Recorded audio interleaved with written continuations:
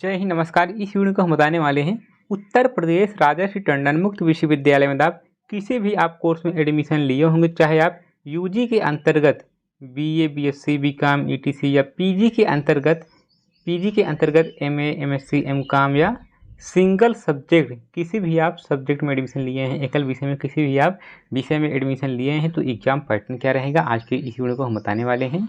तो ध्यान देगा, पार्टिकुलरली हम एक कोर्स की हम इसमें बात नहीं करेंगे। ध्यान देगा, सभी कोर्सेज का जो पैटर्न है सेम रहता है। एक यहाँ पर देखिए प्रीवियस ईयर का क्वेश्चन है, इसी के गाड़ी हम एमए का जो यहाँ पर दिख रहा है आपको, ऐसा नहीं है कि यहाँ पर एमए के ही हम आपको बताने वाले हैं एमए का, ठीक, ऐसा नहीं है। सभी कोर्सेज की हम बात करेंगे इस वीडियो में, केवल आप एग्जाम पैटर्न की हम बात करेंगे, जो कि एग्जाम पैटर्न सेम रहता है। आपको हम एक पेपर के माध्यम से आपको हम समझाने की कोशिश करते हैं। तो यहाँ पर देखिए है मास्टर ऑफ आर्ट, जो आपको जब पेपर मिलेगा वहाँ पर लिखा रहेगा सत्रांत परीक्षा जून 2024 लिखा रहेगा। इसके बाद स्नातकोत्तर कला एमए, इसके बाद विषय जो भी आपका विषय हो, इसके बाद विषय कोड यहाँ पर लिखा रहता है एमएएचआई, या इसके बाद कोर्स शीर्षक जो रहता है, इसके बाद कोर्स कोड रहता है। सबका अलग अलग कोर्स का अलग अलग लिखा रहता है, ठीक। सबसे पहले हम बात करते हैं, जो समय रहेगा 3 घंटे की होगी, ठीक। सभी कोर्सेज की हम बात कर रहे हैं, ठीक।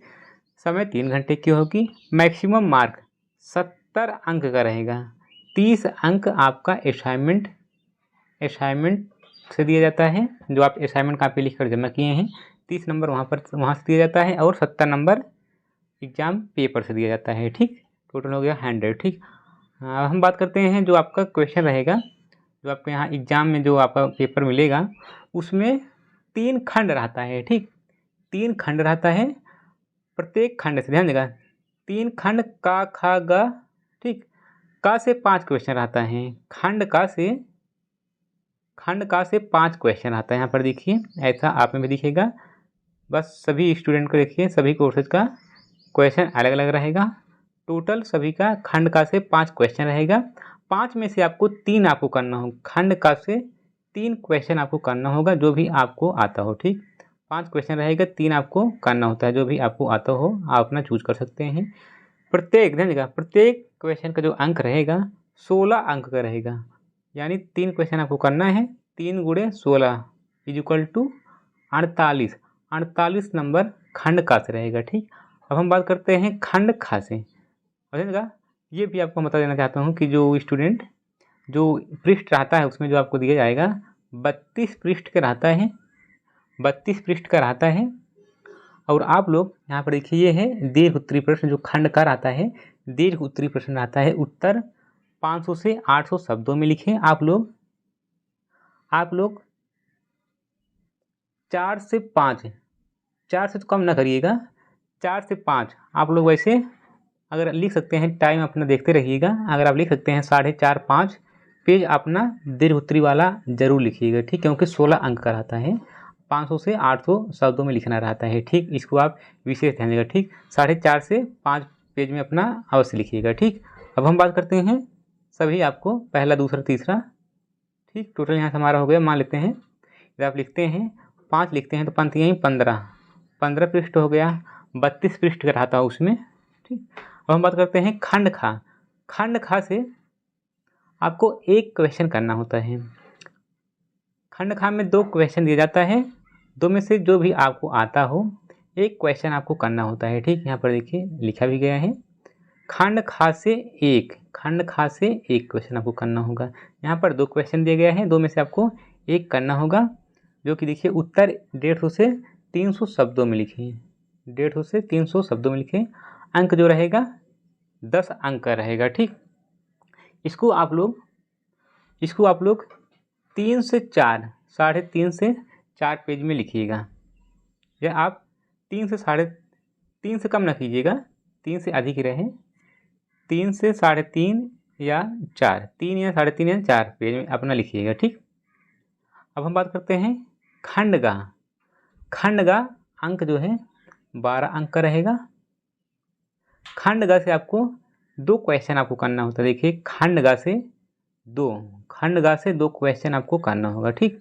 टोटल आपको 6 क्वेश्चन करना होता है। अभी खंड ग में बहुत सारे स्टूडेंट यहाँ पर कन्फ्यूज हो जाते हैं, यहाँ पर भी आपको हम बता देता हूँ कि आप लोग कन्फ्यूज ना होइएगा। आप लोग क्वेश्चन छोड़ के ना आइएगा, यहाँ पर काफ़ी लोग गलती कर देते हैं। देखिए ये है खंडगा, नोट 50 से 100 शब्दों में लिखिए। इसको आप लोग 1 या 1.5 पेज में इसको आप लिख सकते हैं।